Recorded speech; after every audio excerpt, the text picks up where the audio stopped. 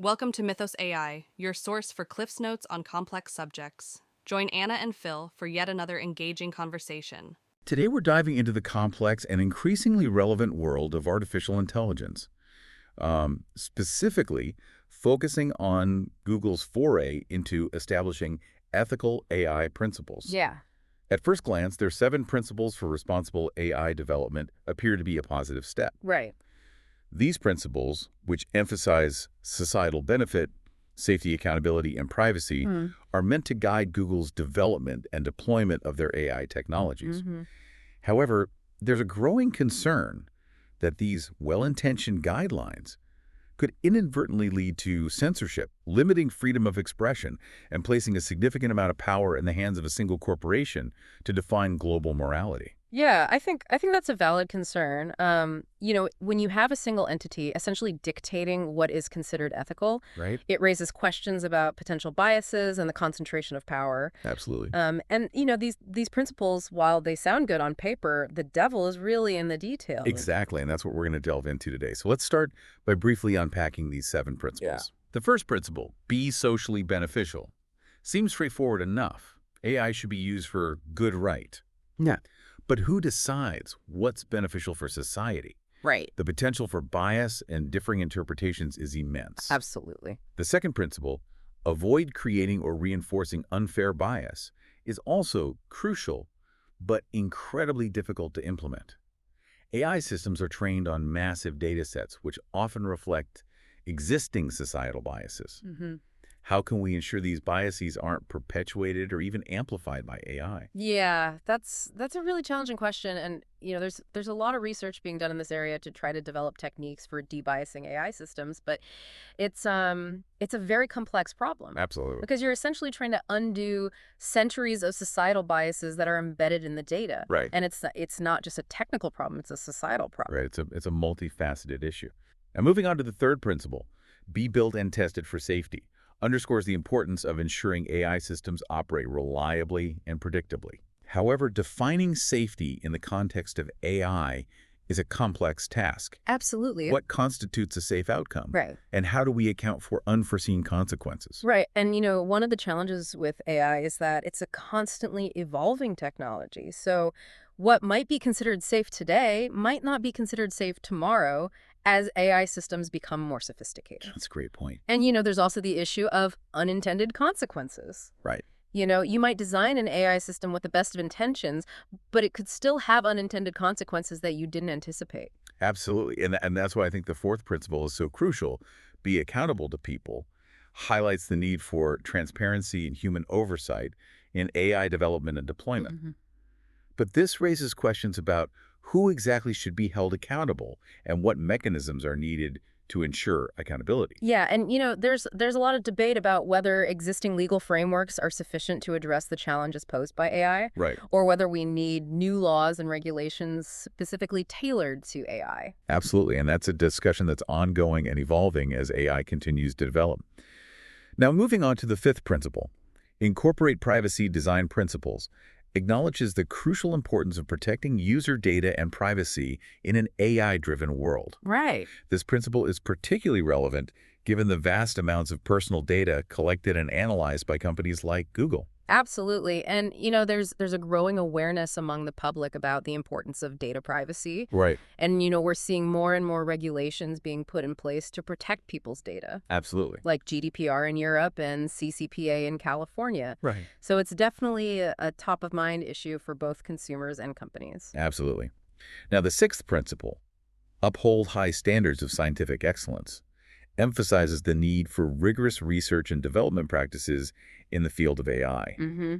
However, this principle raises questions about the potential for conflicts between commercial interests and scientific integrity. Yeah, and, that's a tension that exists in any field where there's a lot of money at stake, right? You know, there's always a potential for companies to prioritize profits over scientific rigor. Absolutely. So it's important to have strong ethical guidelines and oversight mechanisms in place to ensure that AI research is conducted responsibly. Absolutely. And finally, the seventh principle, be made available for uses that accord with these principles brings us back to the core challenge, defining and enforcing these principles in a way that promotes responsible AI development while safeguarding against potential harms. Right, and that's really the crust of the issue. Exactly. How do we ensure that these principles are actually put into practice? Right. And that they're not just empty words? Exactly. And how do we strike that balance between promoting innovation and mitigating potential harms? Now, to illustrate the potential pitfalls of these principles, let's consider a hypothetical example using Gemini Google's advanced AI system. Okay. Imagine Gemini replacing traditional search engines with its sophisticated AI capabilities. Unlike a typical search engine where you have access to a vast range of information, Gemini, in its application of ethical principles, could potentially restrict access to specific content. Right. For example, consider historical events. Would Gemini refuse to retrieve detailed accounts of tragic events like the Holocaust, effectively censoring history? Yeah, that's a really disturbing thought. Right. The idea that an AI system could potentially decide what historical events people are allowed to learn about. Exactly. It's very Orwellian. It is. And what about critical analyses of events like the Tiananmen Square protests, which are still heavily censored in some parts of the world? Right. The potential for censorship extends beyond historical events. Mhm. Think about artistic content. Would Gemini exclude excerpts from controversial literary works or avoid displaying classical artworks that contain nudity? Yeah, you start going down that road and it's very slippery slope. It is. Where do you draw the line? Exactly. What's considered controversial? What's considered offensive? Right. It's all very subjective. It is. And who gets to decide those things? Exactly. And what about critical opinions? Mm. Could Gemini's filters be used to suppress articles that are critical of Google itself, Right. leading to a sanitized and potentially misleading version of reality? Yeah, I mean, that's a real concern with any AI system that's controlled by a corporation. Right. There's always the potential for them to use that system to promote their own interests. Absolutely. And to censor dissenting voices. Right. And that's something that we need to be very mindful of Absolutely. as we move forward with AI development. Mm-hmm. Now, these are not mere hypothetical concerns. Right. If Google were to suppress such content, it would mirror the censorship practices observed in countries like China, where events like the Tiananmen Square protests are systematically erased from public knowledge. Mm-hmm. Such actions would not only restrict access to information, but also erode global trust in AI systems, Right. particularly in democratic societies that value transparency and open discourse. Absolutely. And, it's not just about access to information. It's also about the diversity of perspectives. Right. If you only have access to one side of the story, Right. then you're not really getting the full picture. Right. And that's essential for a healthy democracy. Absolutely. This parallel highlights the potential danger of corporate control over information access, potentially leading to a world where inconvenient truths and dissenting voices are silenced under the guise of ethical guidelines. Yeah, and that's why it's so important to have a robust public debate about these issues, Absolutely. to ensure that AI is developed and used in a way that benefits society as a whole. Absolutely. And that we don't end up in a situation where a single corporation or a small group of corporations have too much control over the information that we access. Right. Now let's delve into some alternative approaches that have been proposed to address these concerns. Okay. One approach involves localization and user control. Mm-hmm. Instead of applying universal ethical guidelines, AI tools like Gemini could be governed by the legal frameworks of the countries where they are used. Right. In countries with strict censorship laws, AI would adhere to those restrictions, while in societies with greater freedoms, it would align with more permissive legal standards. Mm-hmm. This approach would ensure that AI systems respect local laws and cultural norms, avoiding the imposition of a single set of values on a global scale. Yeah, that makes sense. To further empower users, AI systems could incorporate adjustable sliders, allowing individuals to control the amount of sensitive content they encounter. Mm-hmm. This would give users the ability to tailor their AI experience to their personal preferences while still respecting legal boundaries. Right. For instance, imagine a slider that lets you adjust the level of graphic content you see in search results or news feeds. Mm-hmm. You could choose to see more or less violence, nudity, or profanity, depending on your comfort level. Right. That's a good example. This dual approach, combining localized legal frameworks with user control, offers a more balanced way to manage AI. Mm-hmm. It respects both local laws and individual preferences, ensuring that AI systems do not inadvertently support regimes with oppressive censorship or infringe on personal freedoms. Right. However, it's important to acknowledge that this approach also presents its own set of challenges. Absolutely. Determining which legal frameworks to follow in a globalized digital world can be complex, Right. and giving users complete control over their AI experience could lead to the creation of echo chambers and filter bubbles where individuals are only exposed to information that confirms their existing biases. Yeah, that's a valid concern. One of the potential downsides of giving people too much control over their information is that they might end up isolating themselves. Right. In these echo chambers where they only hear from people who agree with them. Exactly, and that could be very dangerous because it can lead to extremism and polarization. And it can make it very difficult to have constructive dialogue and debate. Right. So it's a delicate balance, and there's no easy solution, Right. but it's something that we need to be thinking of very carefully as we move forward with AI development. Absolutely.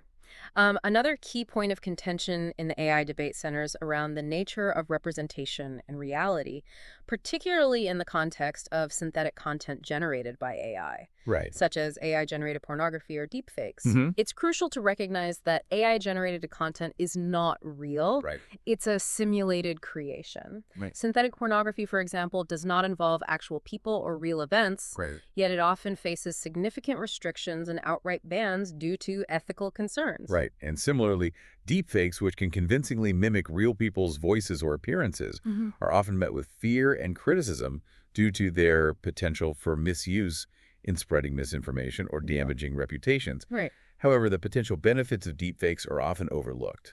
For instance, in the field of education, deepfakes could be used to create engaging historical reconstructions, bringing history to life in a way that traditional methods cannot. Right. In the creative industries, deepfakes offer innovative possibilities for storytelling and special effects. They could even be used in entertainment to allow actors to appear in films posthumously or to create personalized, interactive cinematic experiences. Suppressing these applications based solely on ethical concerns not only stifles innovation, but also distracts from the real issue, the responsible dissemination and use of AI outputs. Right. Just as a painting of a pipe is not a real pipe, an AI-generated fake is not reality. Right. It's a tool for expression. Right. The crucial factor is the context in which these outputs are used and how they are disseminated, not their creation itself. Right. And I think it's important to remember that any new technology can be used for good or for bad. Right. It's up to us as a society to decide how we want to use AI. Absolutely. And to put in place the necessary safeguards to ensure that it's used responsibly. Ethical restrictions that focus solely on preventing the creation of synthetic content often overlook its potential for positive applications, such as satire, artistic exploration, or historical reconstruction. Right. For example, AI could be used to recreate lost artworks or to imagine alternate historical scenarios, pushing the boundaries of creativity and our understanding of the past. This brings us to a broader point about the role of AI in society. Okay. AI should be viewed as a tool for thought and creativity, empowering individuals to explore ideas and express themselves in novel ways. Right. It allows people to visualize concepts and engage with abstract notions, functions traditionally associated with artists, writers, and musicians. Restricting AI's capabilities infringes on individual freedoms and hinders intellectual exploration. Right. AI tools like DALL-E enable anyone to create unique artwork, while systems like MuseNet transform music composition, allowing users to create personalized symphonies. These examples demonstrate how AI can amplify human creativity in ways that were previously unimaginable. Yeah, and I think it's important to remember that AI is not a replacement for human creativity. Right. It's a tool that can augment and enhance human creativity. Right. But it's still up to humans to provide the spark of inspiration and the vision. Right, and to use AI in a way that serves our goals and values. Absolutely. The focus should be on harnessing AI's potential while addressing the societal issues that lead to harm. Right. Take the example of exploitation in the pornography industry. Thousands of individuals, primarily women, are exploited in this industry every year. Right. If AI were permitted to create synthetic adult content, it could potentially reduce the demand for exploitative practices, offering a safer alternative that harms no one. This approach shifts the focus from suppressing tools to addressing the root causes of harm, allowing AI to become part of the solution rather than being perceived solely as a problem. Right. And I think that's a really important point. We need to be careful not to throw the baby out with the bathwater. Just because a technology has the potential to be used for harmful purposes doesn't mean that it can't also be used for good. Exactly. And I think synthetic adult content is a perfect example of that. Right. It has the potential to reduce harm and exploitation, Right. but it also has the potential to be misused. Right. So we need to be thoughtful about how we regulate it Absolutely. to ensure that we're maximizing the benefits while minimizing the risks. Right. And that's true of AI in general. Mm-hmm. It's a powerful tool with the potential to do a lot of good. Right. But it also has the potential to be misused. Right. So we need to be very careful about how we develop and deploy it. Absolutely. Outright bans on synthetic content risk driving users towards harmful, unregulated platforms, potentially exacerbating the very issues these restrictions aim to solve. Right. By addressing the underlying societal issues and promoting responsible use, we can harness AI's potential to create a safer and more ethical world. When considering AI governance, it's important to recognize that ethical guidelines, while well-intentioned, introduce subjective interpretations of morality. Right. These interpretations can vary significantly across cultures and over time. Absolutely. A prime example of this is the debate surrounding woke outputs in AI-generated images. Google, for instance, has faced criticism for AI-generated images that depict historical figures in ways that challenge traditional narratives. Right. Examples include a Black George Washington female popes or Black Nazi soldiers. These outputs have ignited debates about cultural sensitivity versus creative freedom. Right. Some argue that such representations promote inclusivity and challenge established norms, while others view them as distortions of history that prioritize a specific set of values over accuracy. This tension highlights a fundamental question. Good. Should AI-generated content adhere strictly to current cultural norms, or should it have the freedom to explore alternative perspectives and provoke thought, even if it risks generating controversy? Yeah, it's a complex issue. On the one hand, you want AI to be respectful of different cultures and perspectives, but on the other hand, you don't want to stifle creativity or limit freedom of expression. Right, and it's a moving target as well because cultural norms are constantly evolving. Exactly. What might be considered offensive today might not be considered offensive tomorrow. Right. So it's a very difficult challenge to try to program AI to be sensitive to these nuances. Absolutely. The issue with enshrining a particular set of ethical guidelines is that they risk becoming outdated or irrelevant as societal values evolve. Imagine if ethical AI systems had been developed in the 1850s in the American South. Yeah. The values encoded in those systems would have likely justified slavery and reinforced racist ideologies. Yeah, that's a sobering thought. It is. It really highlights the dangers of trying to impose a fixed set of moral values on a technology that's constantly evolving. Right. And that's going to be used in a wide variety of cultural contexts. So we need to be very careful about how we approach this issue. This example underscores the need for a more flexible and adaptable approach to AI governance. Localized legal frameworks offer a more pragmatic solution, allowing AI systems to reflect the specific laws and norms of the regions where they operate, without imposing a single potentially transient set of moral values on a global scale. Right. And that approach also has the benefit of being more democratic. Right. Because it allows each society to decide for itself what values it wants to encode in its AI systems. Exactly. Rather than having those values imposed from the top down by a small group of tech companies. Right. And allows for more experimentation and innovation because different societies can try out different approaches and see what works best. Exactly. This approach ensures that AI tools remain relevant and respectful in diverse cultural contexts, adapting to the specific needs and values of different societies. Additionally, empowering users with control over their AI experience is crucial. One way to achieve this is by giving users the ability to customize their AI interactions through sliders or filters. These tools would allow users to control the amount of controversial or sensitive content they encounter, tailoring their AI experience to their personal preferences. Right. So, for example, you could have a slider that controls the level of violence in AI-generated content. Exactly. Or a filter that blocks out certain types of profanity. Right, and that would give users more control over their own experience.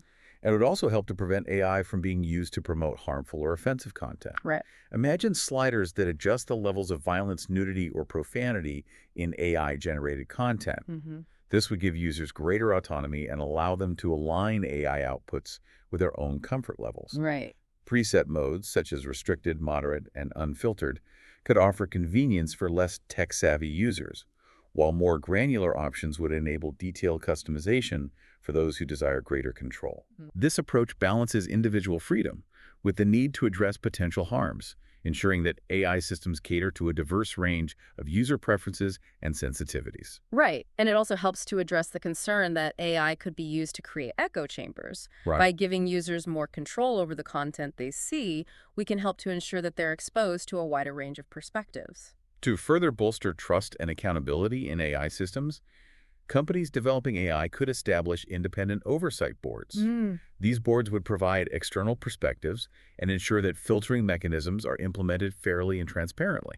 Right. And they could also help to resolve disputes between users and AI companies. Right. For example, if a user feels that they've been unfairly censored by an AI system, they could appeal to the oversight board. Additionally, publishing detailed transparency reports would allow users to understand how AI systems are making decisions and provide insights into the reasoning behind content filtering. This level of transparency is essential for building public trust and ensuring that AI systems are used responsibly. Right. And it would also help to hold AI companies accountable for their actions. While Google's ethical AI principles are commendable in their intent, a more nuanced approach is needed to strike a balance between minimizing harm and safeguarding freedom of expression.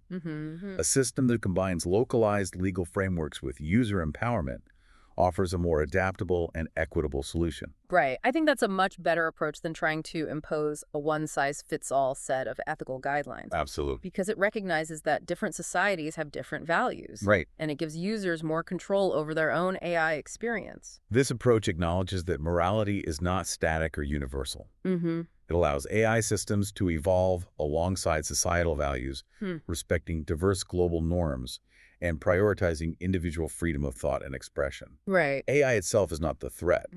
The real danger lies in centralized censorship and the imposition of a single set of values on a global scale. By empowering users, embracing local contexts, and prioritizing transparency, we can harness the power of AI while mitigating the risks of censorship and ensuring that this transformative technology serves humanity in a responsible and beneficial way. The challenge now is to design and implement AI governance mechanisms that protect individual freedoms while effectively addressing potential harms, ensuring that AI remains a tool for progress and not a vehicle for control.